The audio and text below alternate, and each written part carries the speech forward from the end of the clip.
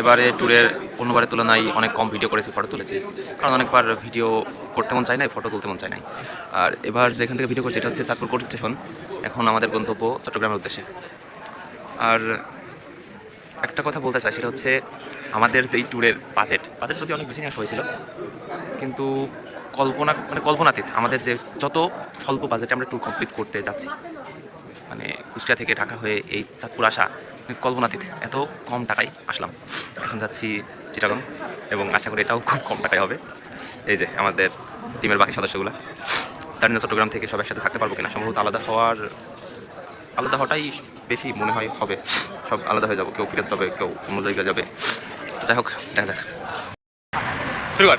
চাঁদাবাদ গ্রামের গন্তব্যবিন্দু সেটি শুরু হয়েছে ইসলাম স্কুল থেকে, তারপর কুষ্টিয়া থেকে ঢাকা থেকে সদরঘাট থেকে চাঁদপুর। এখন আমরা আছি ফেনীতে। নেক্সট গন্তব্য কোথায় হবে তা দেখতে আমাদের সামনে দেখুন। এটা একমাত্র আল্লাহ জানে যে আমাদের পরবর্তী গন্তব্য কোথায়। আমরা ডেস্টিনেশন ছাড়া ঘুরে বেড়াচ্ছি, তারপরও মাশাআল্লাহ সুন্দর ট্যুর হচ্ছে। সাথে থাকার জন্য ধন্যবাদ। ক্যামেরায় মোহাম্মদ ইমন হাসান। এখানে হচ্ছে শুটিং চলছে, ফেনী সরকারি পাইলট উচ্চ বিদ্যালয়।